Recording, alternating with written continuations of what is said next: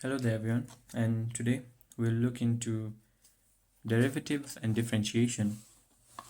So what is differentiation and what is the derivative of a function? Well, if I'll give you an example.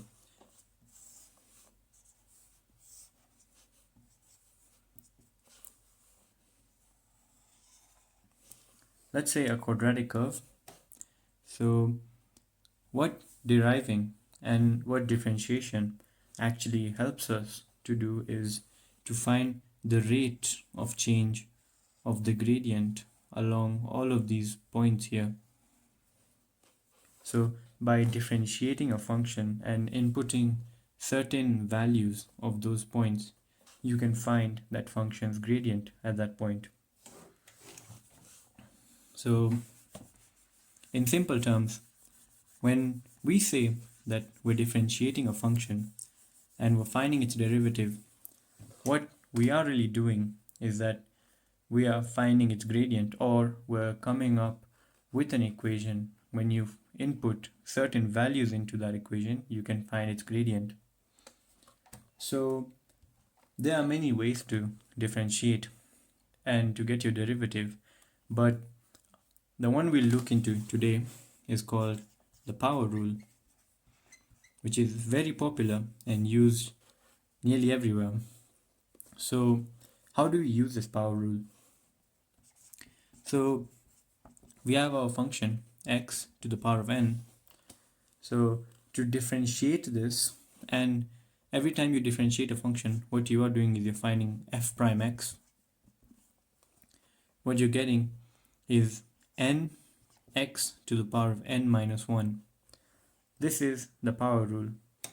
And one thing remember, and this happens to me a lot as well, when you're doing calculations in exam and maybe you're in a hurry, you might forget to do n minus 1. And this is a very common mistake. Many people do it. So if you're gonna be doing any question related to differentiation, or if there's any question which has differentiation in it, make sure to remember that. So I'll give you an example. Let's say you have a function f of x is equals to x squared, right? And you have to find its derivative. So f prime x is equals to 2x. 2x to the power of 1, but anything to the power of 1 is just itself. So this is just 2x. So we can change it up a bit. How about differentiating f of x is equals to 5. Now here's where we bring indices into play, right? 5 could be written as 5x to the power of 0. Anything raised to 0 is 1, and 5 times 1 is 5. So if we were to get the f prime x of this, it would be 0 times 5x and then 0 minus 1, which is negative 1. And 0 times anything is just 0. Yes, so that means any term that does not include what you're differentiating is going to be 0. So let's look at an example. Let's say we have a term 3x. Let's say we have the function 3x squared plus 6x plus 2. Quadratic function again. And if we were to differentiate this, so 3 times 2, 6. 6x to the power of 2 minus 1, which is 1, so just like that. And then here it's to the power of 1, so 6 times 1, which is just 6, and then x to the power of 0, which is 1. So, and I just don't need to write that. And then this one just becomes 0, as we stated before. So your derivative is this. Now you might be wondering, where do we really use differentiation, and where do we really use the derivatives that we're coming up with? Well, there are many uses, and in fact, if I was to start saying where it's being used, then I could make a whole video about that. But so one of the most common uses is in kinematics, right? Kinematics is related to objects that are moving. So that's where displacement, velocity, acceleration come in play. And how do we use differentiation in that? So let's say we have a graph.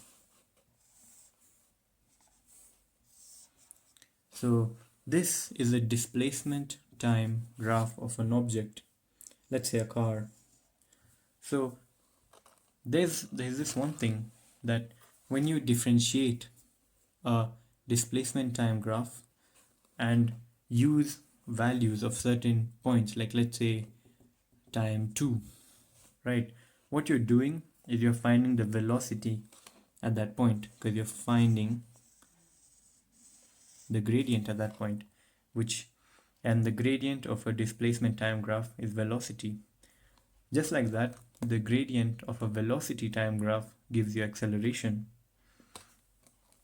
So yeah, it's used in kinematics, and later on you'll also see that it gets used in many things. You'll see it in physics, and you'll also see that it's a part of integration, which is the opposite of differentiation.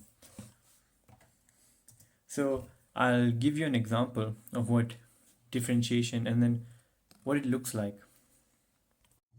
So what this video really shows is that if you were to draw tangents at many different points, you'd be able to observe the change in gradient. And this is what differentiation really is. When you differentiate an equation and you input certain x values, you get the gradient. Cleared? Let's look at an example. So we're given a curve y is equals to x squared minus 3x plus 4. Now find the tangent at the coordinates 1, 2.